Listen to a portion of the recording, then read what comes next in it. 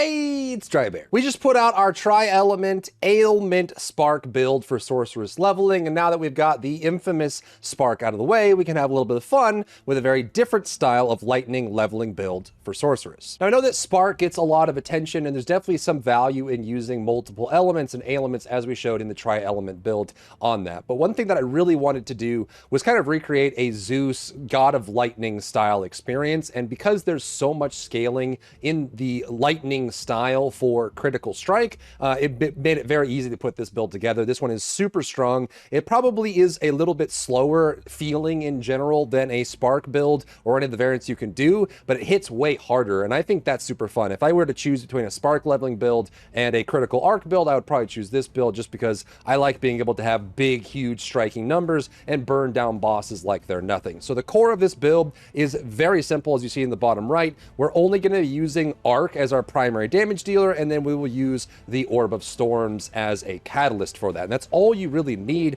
because if you forego everything else and you only stack lightning damage, critical strike chance, and critical strike damage bonus, everything just kind of falls in line, because the base damage of arc is so unbelievably high that all we have to do is just crit and everything just blows up on screen. This also has excellent synergy because both arc and Orb of Storms have a chain effect, which means they will chain lightning between targets.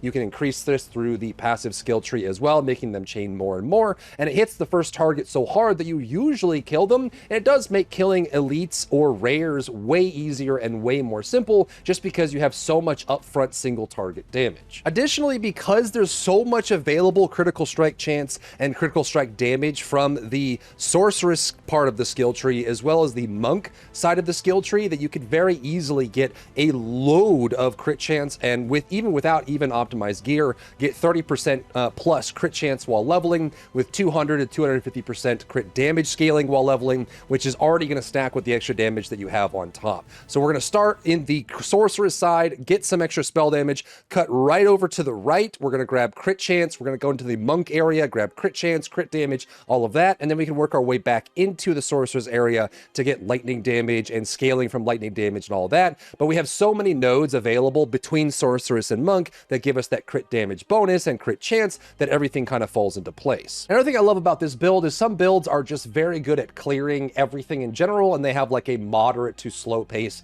on bosses, but overall ends up being a time save because you clear everything besides bosses so unbelievably fast that you end up saving time at the end. So it's fun when you can make a build that is good at both bosses and mobbing while leveling, and this is definitely one of those. All you have to do is put down an Orb of Storms, and then when you unlock conductivity for the lightning penetration, put that down as well, and then you just spam arc over and over. The more cast speed you can get, the more crit damage you can get, the more lightning damage you can get, you will just keep burning one target through. And again, as you get more crit chance stacking up on everything, this build starts to fly to the moon, because the more crits you have, the more of that damage scaling you get. So early on in like Act 1, Act 2, you have lower crit chance, but when you start doing end of Act 2, Act 3, and into Cruel, you can start stacking ridiculous amounts of crit, so everything just kind of gets one shot as you walk across the screen. Of course, it wouldn't be complete without a Drybear handy dandy one sheet for this. We have everything listed to one screen. Again, it's a very simple build, so you won't have to add a whole bunch of skill gems and a whole bunch of support gems. It all comes together, and you're stacking very simple stats with crit chance, crit damage, and lightning damage. That's all you really need. Throw in chance to chain when you can, when it makes sense, and then just do the rest into defense, and everything will fall into place. So we have this one reference sheet for everything that you need in the build. And for the people that prefer to actually have something to reference, I have built it out in Mobalytics as a calculator as well. Be sure to add it to favorites, hit a favorite on it as well, just to help it get more visibility. But all this is kind of listed here. And I've also gone to show like all the best things you can get, you know what, crit chance and crit damage on both your weapon, your wand, and also your offhand. You can also get level of spell skills, which is super useful. You can also do like a level of spell skills and crit chance, crit bonus on your amulet. You can get crit damage on your gloves, and you can get the crit chance on your helm, and all of that comes together to make the build much stronger if you can find that. Even if you just get a blue and you roll it up with some crafting items while leveling, just getting that stat can make a big difference, because every time you crit, it's going to be a significant increase in the damage that you have. So let's talk about the build and how it functions. The big thing here is that obviously when you're trying to pick up like a pickup arc early on, it's going to take you up until like level 10, 14 to get this arc spell. Up until then, you can very easily just run Spark or really any of these options, Flame Wall, Frost Bomb, from spark, or even just using the attack on your weapon, like fireball from a staff, or just using the strike from your wand or something, can carry you all the way to that point very easily without much effort. But then as soon as you get arc online, we want to just switch right over to that and just start building for that all the way through the end of the campaign. So the core of this is just going to be relying on arc, which is by its default a little bit slower of a cast. Now it has a benefit of the build being simpler overall. All you have to do is put down the orb of storms and then just start casting your arc from it, and all of that will chain really well into the build. But getting a little bit of extra cast speed initially will help a lot. Not only can we find cast speed initially at the beginning here, but you can also find cast speed down here in the monk side of the tree, which we will leverage. We'll get shock chance, we'll get extra damage as lightning, a whole bunch of crit damage and crit damage, and crit chance, all of that is in there, and that will help you with just casting this over and over. And the more you put this together, the more crit you have, the better it gets, and it starts to scale really well. Like once you get into Act 2 normal, and then through the end of Cruel, you'll just be able to, as long as you're keeping up with your gear, just basically 1 or 2 shot most enemies and burn down bosses as well. For aura skills, there isn't really any major synergy here. We can't use Herald of Thunder because they're all spells that we're casting, so Grim Feast I think is a fine option. Again, you could also use Arctic Armor if you wanted to have a little bit of extra slowing on enemies that get nearby, but if you're running a energy shield build, which I would recommend doing so for a Sorceress while leveling, just grab Grim Feast to finish it off. And then you have Orb of Storms and Arc as your only 2 abilities, and you run Conductivity once you finally unlock it. This is a curse skill that does lightning exposure. This just helps you with single targets for rares and bosses that end up being in your way. You can lower their resistance to lightning, and you can start chewing right through it when you have that on there. You can even add in like a dot on this if you wanted to do like Decaying Hex, or if you wanted to do Impending Doom, you could add some damage to it as well. But honestly, while leveling, I feel like just casting Orb of Storms and casting Arc is all you're going to need for most encounters. The Conductivity is really just there for single target that survive. Then, once you unlock your Ascendancy, we're going to be going with Stormweaver, unsurprisingly, for a lightning build. And you have a couple options here. I actually do like elemental damage into exposure for some of the enemies that are very resistant to lightning, especially in Act 2. However, my personal favorite would probably be just going for crit chance for spells into Elemental Storm, into crit chance for spells, into lower cooldown on Elemental Storm. You get this a huge addition here in the beginning, and then you can also go for increased shock and then also double shock on target for damage. That works really well, but the reason I like Elemental Storm is it comes online immediately. This just triggers every couple seconds and has a big AoE storm on the ground that has lightning damage. It can shock the enemy as well, contributes to shock buildup, and it also slows enemies through the hindered process, which helps you line up enemies and get them together. You can have multiples of these up at once, and especially for large bosses, like some of the large bosses like the Colossus or the Skeleton in Act 2, or the large boss at the end of Act 3. If you have multiple elemental storms inside of their hitbox, you can start stacking up a bunch of free damage. And for this, I actually just like running Persistence with Ingenuity, just because the cooldown on it by default is 5 seconds. Lower that cooldown a little bit, make sure it lasts a little bit longer as well, so you get a little bit of value out of it. Stand on top of it, put your Orb of Storms on it, and just start arcing through it as well. Now for Arc, you actually have a couple options for what you want to add to it. My personal preference for this is to use Unleash with Ambush. This helps you a lot with some of the clear. When you first put Arc in, it's going to feel a little bit slower than Spark, just because it does require a little bit more ramp. It's not like it won't be able to clear anything the second you get Arc online, but adding in Unleash and Ambush fixes that problem right away. So Unleash allows you to cast it multiple times based on the seals that you have, which is really cool. And Ambush means that when you hit a target that's at full life, you have 100% more multiplicative crit chance against that target. And again, this is going to help you in like normal mode and early Cruel, where you may not have like guaranteed crit on all shots. Getting that extra crit chance is super useful for making up for a lack of gear early on.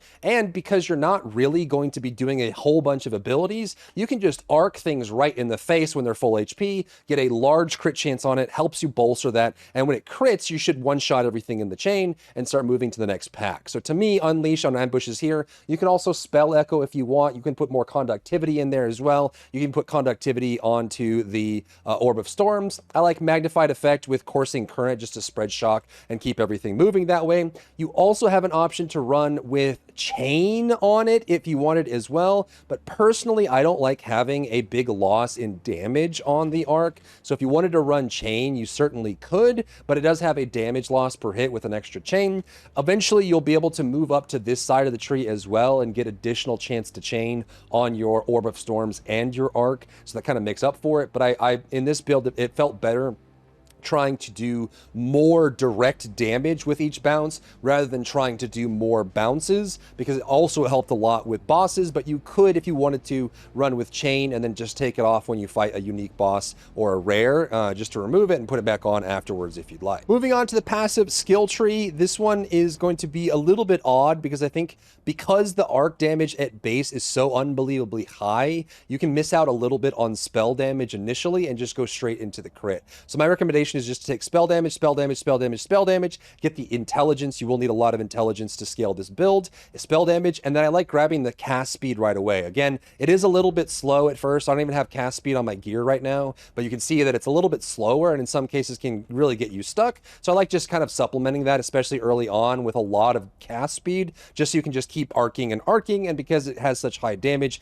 the more you cast, the better it feels. So we'll be able to build that. Then you go straight up and get all of these crit nodes. This gives you a nice scaler on crit damage, crit chance, and spell damage if you've crit, which is super nice. We're going to come up here and then come out immediately and come down and get a whole bunch of crit chance, crit chance, crit chance, crit damage bonus. Then come down here, and what I would do is I grab, again, crit damage, crit chance, and then crit damage if you haven't crit, and then more crit chance. Then you can get shock into extra lightning damage shock, into attack speed and cast speed, most importantly, with a little bit of dexterity intelligence, and then more crit damage here. This setup here is very fast to get online. This will fix your crit problem once you get down to here. Like basically by the time you start unlocking your Ascendancy, you should have a large like 20 to 35% crit chance on arc, which makes it really nice to play around with. And then you have some options on where you want to go. The most obvious choice, I think, is to take this node all the way up to here, grab the crit damage bonus and crit chance, all of this to go there. It also gives you increased